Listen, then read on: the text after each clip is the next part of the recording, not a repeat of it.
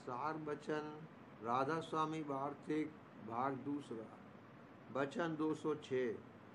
वाचक ज्ञानी की मुक्ति नहीं, वे सिर्फ बातें बनाते हैं, और जो सच्चे ज्ञानी हैं उनके स्थूल कर्म कटते हैं पर सूक्ष्म नहीं दूर होते हैं।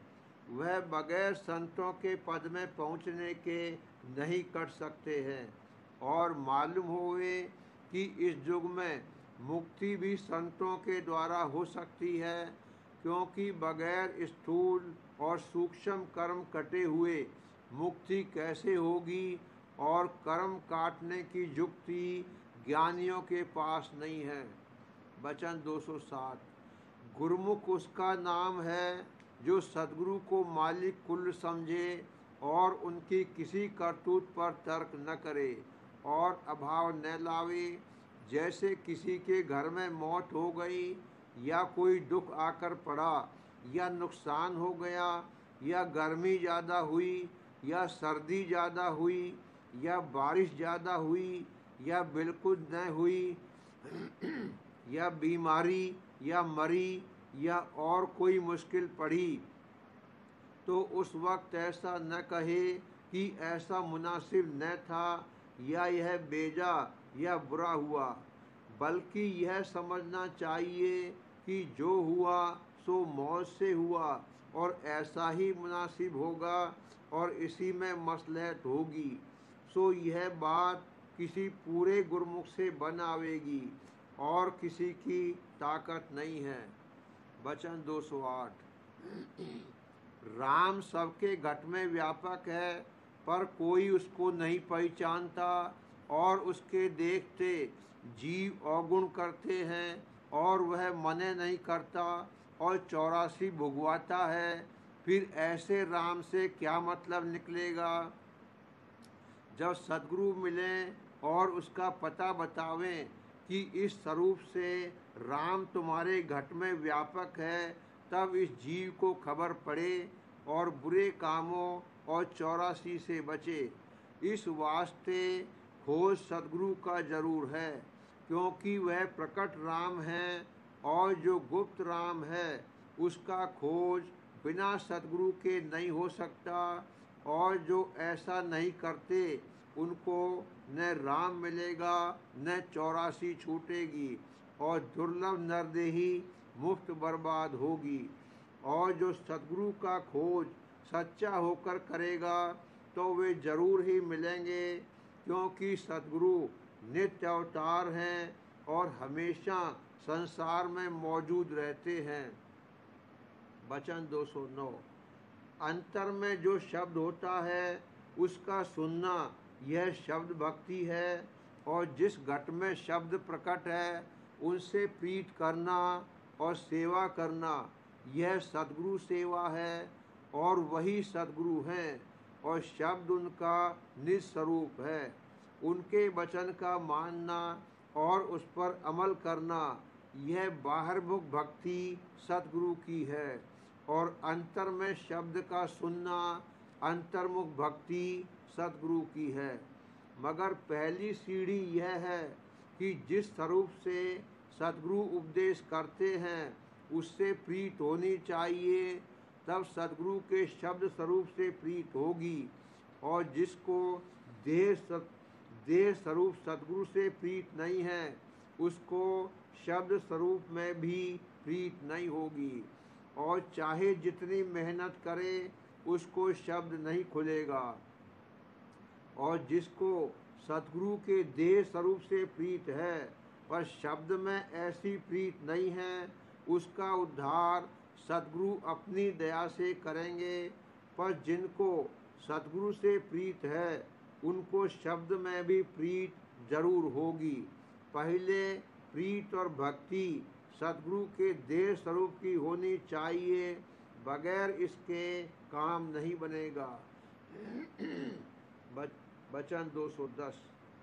नारद मुनि जिनको प्रत्यक्ष राम का दर्शन हुआ, पर इतनी ताकत राम की न हुई कि उनको 84 से बचा लेवे, इससे तो गुरु नहीं बचाया। फिर आजकल जो लोग राम का नाम जपते हैं कि जिसको कभी आँख से नहीं देखा और पूरे गुरु से मिले नहीं, तो यह 84 से कैसे बचेंगे। इस वास्ते चाहिए कि अपने वक्त का सतगुरु खोजें और उनकी शरण लेवें। वचन 211। निर्मले ज्ञानियों से पूछना चाहिए कि जो तुम गुरु नानक के घर के हो, तो गुरु ने ग्रंथ रचा है, उस पर अमल क्यों नहीं करते और वेद शास्त्र के किंकर क्यों होते हो। यानी गुरु ने जो भक्ति कही है उसकी कमाई और जैसी दीनता वर्णन की है उसकी धारणा क्यों नहीं करते, और जो अपने को ज्ञानी मानते हो, यह बड़ी भूल है। बगैर भक्ति ज्ञान कैसे प्राप्त हुआ। यह तो पोथियों का ज्ञान है। जिस वक्त माया का चक्कर आवेगा सब उड़ जावेगा। इस वास्ते सद्गुरु पूरे की भक्ति करो, तब सच्चा ज्ञान प्राप्त होगा। और व्यास और वशिष्ठ जो अपने मत में पूरे थे, उन पर भी माया ने छापा मारा, फिर तुम कैसे बचोगे। माया से केवल संत बचे हैं, या वह जो उनकी शरण में आया, और कोई हरगिज नहीं बचेगा। जो तुमको संतों की प्रीत नहीं है, तो काल के जाल में फंसे रहोगे। और जो नरदेही सफल करना चाहते हो, तो विद्या और बुद्धि का अहंकार छोड़कर संत सद्गुरु के आगे दीनता करो। वह समर्थ हैं माया और काल दोनों से बचाकर निज स्थान को पहुंचा देंगे। आगे तुमको इख्तियार है, चाहे इस वचन को मानो या न मानो, तुम्हारे भले के वास्ते कहा गया है।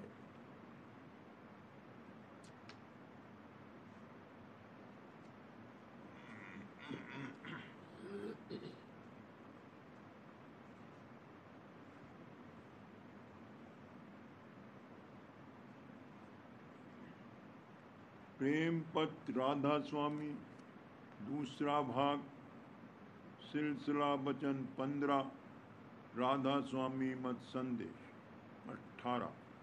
सच्चे परमार्थी के थोड़े बहुत लक्षण और स्वभाव यहाँ लिखे जाते हैं। हर एक परमार्थी को चाहिए कि इन लक्षणों के मुआफिक अपने मन के हाल और चाल को परखता चले। पहला, परमार्थी का मन कोमल और चित्त मुलायम होना चाहिए, ताकि किसी के साथ सख्ती न करे, और दुखिया का दुख तवज्जो से सुनकर जो बन सके तो अपनी ताकत के मुआफिक उसकी मदद करे, नहीं तो उसकी हमदर्दी और गमख्वारी और दिलदारी करे। दूसरा, परमार्थ की चाह सच्ची होवे और सच्चे परमार्थ का खोज बराबर जारी रहे, और जब उसका पता लग जावे तब वाद विवाद और पक्षपात छोड़कर उसको दिल से कबूल करके जो अभ्यास की उसके हासिल करने के वास्ते बताया जावे, उसकी सच्चे मन से कार्रवाई करे। तीसरा, कुल मालिक की मौजूदगी का पूरा यकीन मन में होवे और उसकी भक्ति करने के वास्ते नई नई उमंग मन में उठती रहे। चौथा, जो कोई सच्चे कुल मालिक का पता और भेद सुनावे, वो शख्स प्यारा लगे और दीनता के साथ उसका संग बारंबार करे, और उससे पूरा भेद और जुक्ति लेकर जिस कदर जल्दी बने अभ्यास शुरू करके अपने अंतर में थोड़ा बहुत रस और आनंद लेवे। पांचवा, क्षमा और बर्दाश्त करना उसकी आदत हो जावे, और जहाँ तक मुमकिन होवे किसी से गुस्सा या तकरार या झगड़ा न करे। छठा, संसारी लोग और माया के पदार्थों से मन में किसी कदर नफरत होवे, यानी इनसे मिलने में मन राजी और खुश न होवे। सातवां, सच्चे परमात्मा की कार्रवाई में संसारी लोगों का खौफ और शर्म न करने का इरादा रखें और जिस कदर बने इसी मुआफिक बर्ताव शुरू करें। 8वां, सच्चे मालिक की भक्ति तन मन और धन से शौक के साथ करने की चाह बनी रहे और जिस कदर बन सके उसकी कार्रवाई जारी रहे। 9वां, गुरु और मालिक की प्रसन्नता की औरों की प्रसन्नता पर जहाँ तक मुमकिन होवे मुख्यता रखे। 10वां, मन और इंद्रियों को शौक के साथ जिस कदर बने काबू में लाने का इरादा मजबूत रखे। 11वां, जो काम या चाल या रस्म की उसके परमात्मा की कार्रवाई में विघ्न कारक होवे उनसे जिस कदर बने बचाव करे।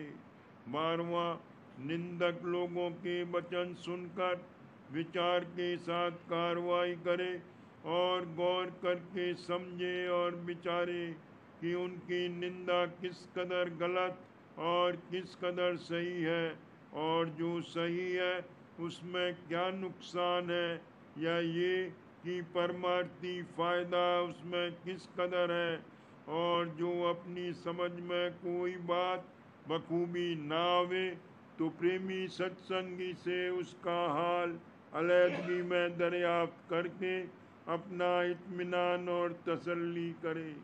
13वां, किसी तरह का अहंकार या मान जात पात और धन और हुकूमत और गुण वगैरह का अपने मन में परमार्थी कार्रवाई और सत्संग में न रखे। 14वां, अपनी कसरों और अवगुणों का ख्याल करके आपको निबल और नाचीज और नाकारा देखता और समझता रहे और हर एक से प्यार और दीनता के साथ बर्ताव करे और उन कसूरों से दूर करने की बराबर कोशिश जारी रखे। 15वां, जहाँ तक बने ईर्ष्या और विरोध और क्रोध को अपने मन में न आने देवे और किसी की बुराई भलाई दूसरे से उसकी गीवत में पीठ पीछे न करे और न दूसरों की बुराई सुनने की आदत रखे। 16वां, बेफायदा लोभ और लालच न करे और बगैर जरूरत के दूसरों से कोई पदार्थ न मांगे और न लेवे।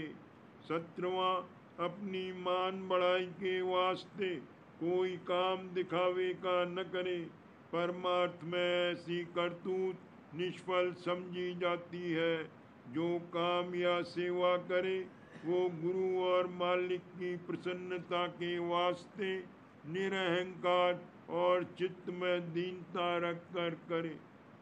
19वां, राधा स्वामी मत के अभ्यासी को इन संयमों की संभाल रखना चाहिए। जो कोई राधा स्वामी मत में शामिल होवे और उसके मुआफिक अभ्यास शुरू करे उसको सूरज शब्द मार्ग का अभ्यास दुरुस्ती से करने के वास्ते ये संयम दरकार है। पहला, मांसाहार न करे और न कोई नशे की चीज पीवे या खावे। हुक्का पीना नशे में दाखिल नहीं है। दूसरा, मामूली खाने से आहिस्ता आहिस्ता करीब चौथाई हिस्से के कम कर देवे और बहुत चिकने चुपड़े और स्वाद के भोजन ज़्यादा न खावे। तीसरा, सोने में भी कुछ कमी करे यानी आम तौर पर 6 घंटे से ज़्यादा न सोवे।